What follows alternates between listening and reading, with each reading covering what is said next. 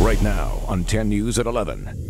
The White House taking bold action to stop the spread of the coronavirus. We will be suspending all travel from Europe to the United States for the next 30 days. Travelers around the world now scrambling to change their flights and destinations. Plus, the sports world is in shock after more stadiums go fanless, and now the NBA postponing the season. 10 News begins with breaking news. It is the most sweeping effort yet to contain the coronavirus. Just hours ago, President Trump announced a ban on travel from Europe, along with measures to boost the economy. The NBA announced it's suspending the rest of the season until further notice. And one of Hollywood's biggest stars and his wife announced they have the virus. We have team coverage on what today the World Health Organization declared a global pandemic. We begin with 10 News anchor Derek Stahl. He's breaking down the new actions the president is taking. Derek.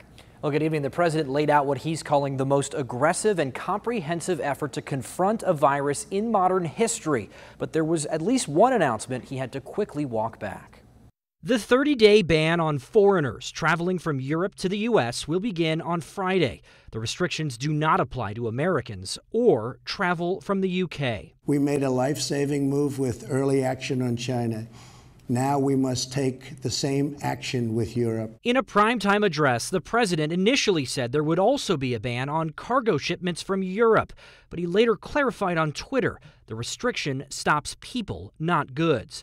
The president says his administration is cutting red tape to get antiviral treatments available in record time and taking steps to protect workers who fall ill. To ensure that working Americans impacted by the virus can stay home without fear of financial hardship, I will soon be taking emergency action, which is unprecedented, to provide financial relief. Certain individuals and businesses will be allowed to file their taxes late without penalties. And the president says he'll ask Congress for $50 billion for low-interest loans to small businesses to help overcome disruptions linked to the virus. This is not a financial crisis.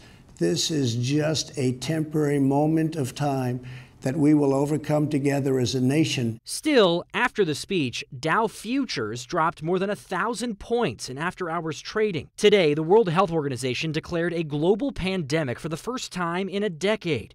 The leading infectious disease expert in the U.S. warned things are only going to get worse. It is 10 times more lethal than the seasonal flu. I think that's something that people can get their arms around and understand. Experts say most young and healthy people don't get severely ill from the virus, but it poses the biggest risk to the elderly. In general, older Americans should also avoid non-essential travel in crowded areas. Now, the president also said that health insurers have agreed to waive co-payments for coronavirus treatments. But according to Politico, health insurers agreed to waive fees for testing, not for treatment. The White House says 4 million tests will be shipped out by the end of this week on top of the 1 million tests that have already been distributed. Derek Stahl, 10 News. And we continue our team coverage with 10 News reporter Anthony Pura. He is live at Lindbergh Field, where travelers are now scrambling to change their flights and reschedule trips. Anthony? Kimberly, we spoke with travelers shortly after the president addressed the nation before the details of his plans were rolled out. And a lot of travelers here were frantic and frustrated, a lot of them changing their plans on the fly. Travelers at Lindbergh Field scrambling to dodge a vacation nightmare. Word of a so-called 30-day travel ban to Europe beginning Friday night spread quickly following the president's national address from the Oval Office. We were in the Uber on the way to the airport, and I got a text from my buddy and said, "You didn't leave yet, did you?" Scott Colgan and his girlfriend were headed to Dublin for a week to celebrate their 5-year anniversary. They canceled last minute, fearing they wouldn't be able to return home. I was worried if we could just reschedule everything. That's what we're doing right now. We're seeing if we can reschedule all our plans and hotels and seeing if we can rebook everything. So. Former 10 News reporter Bree Steffen caught up with us from Zurich, traveling with her boyfriend Sean. Sean's friend called us at 2 a.m. and woke us up and was like, "There's been a travel ban issued. You guys have to get to the airport so you can figure out so you don't get stuck." Less than a day into their trip, they began making plans to leave. We ordered an Uber and came straight to the airport and have been trying to figure out what to do since like 3 a.m. this morning. But after the president's address, the White House began rolling out specifics of the travel restrictions, specifying that it applies to foreign nationals in 26 European countries that have been there in the past 14 days. It does not include the United Kingdom. The White House also says American citizens are exempt from the restrictions. They'll be sent through certain airports for screening. And again, to reiterate that, the White House says that Americans will be able to go through certain airports with special screenings. At this point, they have not released a list of those airports yet. We're reporting live tonight. Anthony Pura, 10 News. Thank you, Anthony. We turn now to our 10 News reporter, Laura Acevedo. She is live from MCAS Miramar, where hundreds of cruise ship passengers are quarantined tonight on base. Laura.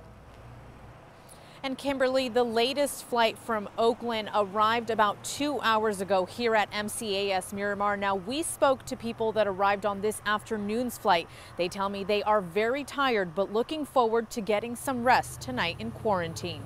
Need to go.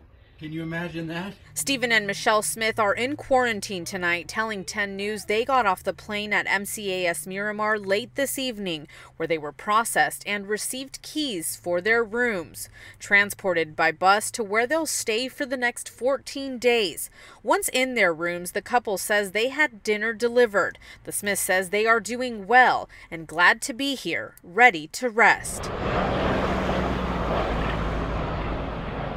The husband and wife documented their entire journey. A vacation on the Grand Princess turned into quarantine on the ship. They let us all out with our masks on, staying 6 feet away from each other. Beautiful day in San Francisco. Hey, Mr. Smith, how are you? The Grand Princess docked in Oakland on Monday. At least 21 people on board tested positive for coronavirus. The Smiths managing to stay healthy while having a good attitude about the situation. Hey, don't I look good in a mask? Hey. Woo! The passengers in quarantine will stay at the Miramar Inn or the Consolidated Bachelor Quarters. Anyone that tests positive or develops symptoms will be transferred to sheltering locations. If anyone shows serious symptoms, they will go to a hospital.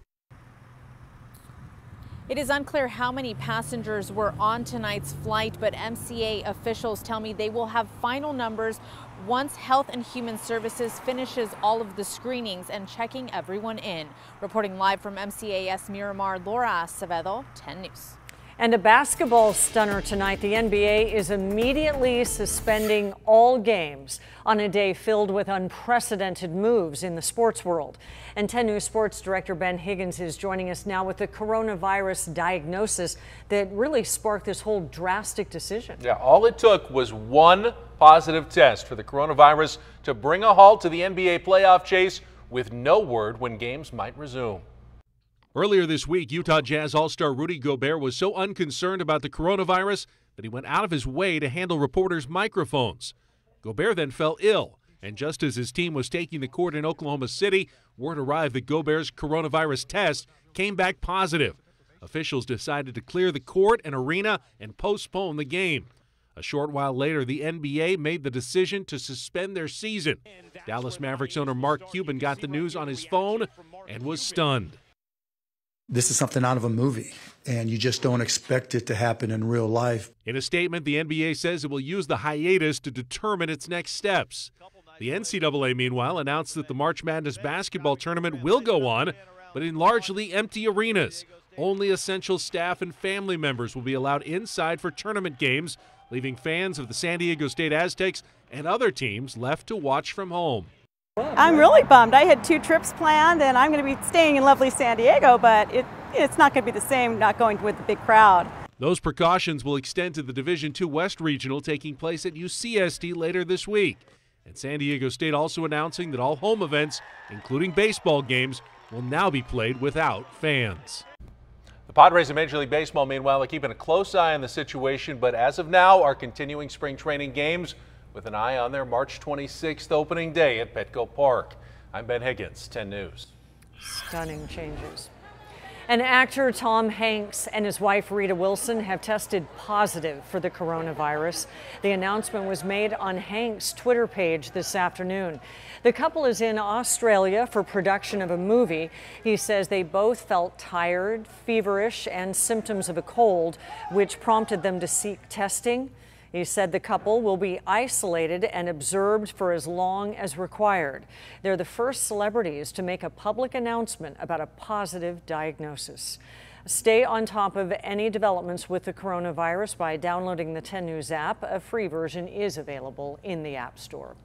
And after a dry day today, get ready because rain returns tomorrow. Meteorologist Angelica Campos tracking when the next storm moves in. Angelica? Hi, Kim, and yes, more rain is on the way. Moisture content is high around Southern California, and this will continue into tomorrow with the next approaching system. Right now, we're still just under clouds, but expecting the rain to begin late morning into the afternoon. It could actually start a little bit earlier for some parts of the county, but as you can see in our 10 News Pinpoint Rain Futurecast, it'll be periods of showers in the morning, and then it'll start getting heavier closer to noon. A flash flood watch will go into effect at 11 o'clock tomorrow morning. I'll pinpoint exactly how much rain we can expect.